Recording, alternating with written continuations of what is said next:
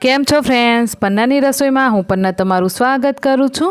આજે આપણે માખંડી હલવો બનાવીશું, એ પણ ગોળ સાથે। તો મોટાભાગે તો આ હલવો છે એ ખાંડ સાથે બનાવવામાં આવે છે, પરંતુ આજે આપણે એકદમ હેલ્ધી વર્ઝનમાં બનાવીને તૈયાર કરીશું, એ પણ ગોળ સાથે। ખૂબ જ ઓછા ટાઈમમાં અને ખૂબ જ ઓછી મહેનતમાં આ હલવો બનીને તૈયાર થાય છે। ખાવામાં એટલો સ્વાદિષ્ટ લાગે છે। તો ચાલો પછી બનાવવાનું શરૂ કરીએ। તો માખંડી હલવો બનાવવા માટે સૌથી પહેલાં તો એક વાડકી આપણી સૂજી લેશું। તો અહીંયા સૂજીનો તમે નાનો દાણો મોટો દાણો જેવી પણ સૂજી હોય એવી વાપરી શકો છો। મેં અહીંયા થોડી મોટા દાણાવાળી જે સૂજી આવે એ લીધી છે। અને હવે આપણે 1.5 વાડકી જેટલું દૂધ લઈ અને સૂજી અને દૂધને મિક્સ કરી લેવાનું। તો આપણે આ સૂજીને અડધો કલાક માટે દૂધ સાથે મિક્સ કરી અને ઢાંકીને એને પલાળવાની છે। જો તમારી પાસે ટાઈમ હોય તો તમે સૂજીને 1 કલાક માટે પણ દૂધ સાથે પલાળીને રાખી શકો। તો અહીંયા આપણે અડધો કલાક માટે સૂજીને પલાળીને છોડી દઈએ। સૂજીને દૂધમાં પલાળી અડધો કલાક જેટલો ટાઈમ થઈ ગયો છે અને અહીંયા તમે જોઈ શકો કે આપણી સૂજી છે એકદમ ફૂલી ગઈ છે અને બધું જ દૂધ સૂજીની અંદર એબ્ઝોર્વ થઈ ગયું છે। તો એને એકવાર આ રીતે થોડું હલાવી લઈએ। અહીંયા તમે જોઈ શકો છો ને ફ્રેન્ડ્સ કે આપણી સૂજી કેટલી ફૂલી ગઈ છે। તમે એને દાણા છે એ હાથમાં લઈને આ રીતે ચેક કરશો તો તમને ખ્યાલ આવશે એની અંદર થોડો પણ દાણો છે એ કરકરો નહીં લાગે।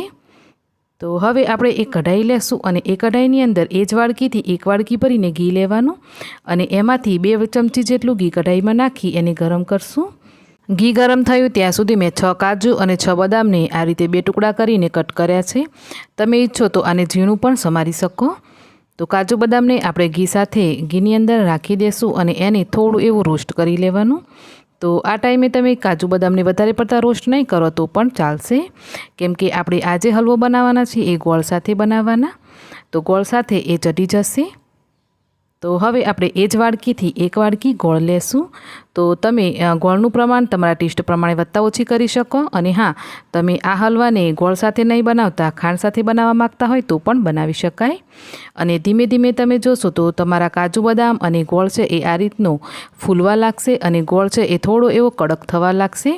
તો આની અંદર જરા પણ પાણી કે દૂધનું મોઇસ્ચર નથી, એટલે આપણે પહેલાં શરૂમાં ગોળ હોય એ કડક થઈ જશે। તો હવે આપણે ગેસની ફ્લેમને ધીમું કરી અને આપણે જે સૂજીને દૂધવાળું મિક્સ છે એને એડ કરી દેવાનું। અહીંયા આપણે 1 વાડકી સૂજી એમ કરી અને 3 વાડકી જેટલું દૂધ લેવાનું છે। તો મેં એ જ બાઉલની અંદર ફરીથી 1.5 વાડકી જેટલું દૂધ લઈ એને મિક્સ કરી અને આની અંદર એડ કરી દીધું છે। તો ટોટલ આપણે 1 વાડકી સૂજી અને 3 વાડકી જેટલું દૂધ વાપરી અને આ હલવો બનાવીશું। તો હવે બધી જ વસ્તુને મિક્સ કરી અને આ રીતે કન્ટિન્યુ હલાવતા જઈ અને ચડવા દેવાનું। તો શરૂમાં તમારી થોડી એવી ગેસની ફ્લેમ છે એને હાઈ કરી લેવાની। જ્યારે તમને લાગે કે આ મિક્સ છે એ થોડું એવું કઠણ થવા લાગ્યું છે તો પછી તમારે ગેસની ફ્લેમને મીડિયમ રાખી અને કન્ટિન્યુ આને આ રીતે મિક્સ કરતા જઈ અને ચડવા દેવાનું। તો આ હલવાને બનાવવામાં વધારે ટાઈમ નથી જતો ફ્રેન્ડ્સ, ખાલી આપણે એટલો ટાઈમ આપવાનો કે જે સૂજી છે એ ફૂલે। તો એના માટે આપણે અડધો કલાક સૂજીને પલાળવાની જરૂર પડે છે બસ। બાકી તો આ હલવાને બનાવવામાં ખાલી 10 જ મિનિટ જેટલો ટાઈમ લાગે છે। તો હવે બધું એકદમ ડ્રાય થઈ ગયું છે અને દૂધ છે એ બધું એબ્ઝોર્વ થઈ ગયું છે। તો આપણે 1 ચમચી એની અંદર ઘી નાખીને મિક્સ કરી લઈએ। તો કિનારીમાંથી તમે જોશો તો આ રીતે ઘી છૂટું પડવા લાગશે। તો આપણો હલવો ઓલમોસ્ટ બનીને તૈયાર થઈ જ ગયો છે। તો હવે હલવાનો ફ્લેવર છે એ થોડો વધારે પડતો સારો આવે એના માટે અડધો ચમચી ઇલાયચીનો પાવડર નાખી એને મિક્સ કરી લઈએ। ઇલાયચી પાવડર સરસ એવો મિક્સ થઈ જશે એટલે તમે જોશો તો આ હલવો કઢાઈની તળેથી આ રીતે છૂટો પડવા લાગ્યો છે અને એની અંદરથી ઘી પણ ધીમે ધીમે કરી બહાર નીકળવા લાગશે। આ જુઓ છે ને। તો બસ આપણો માખંડી હલવો બનીને તૈયાર છે। તો એવું જરૂરી નથી ફ્રેન્ડ્સ કે તમે આ માખંડી હલવો ખાંડ સાથે જ બનાવી શકો।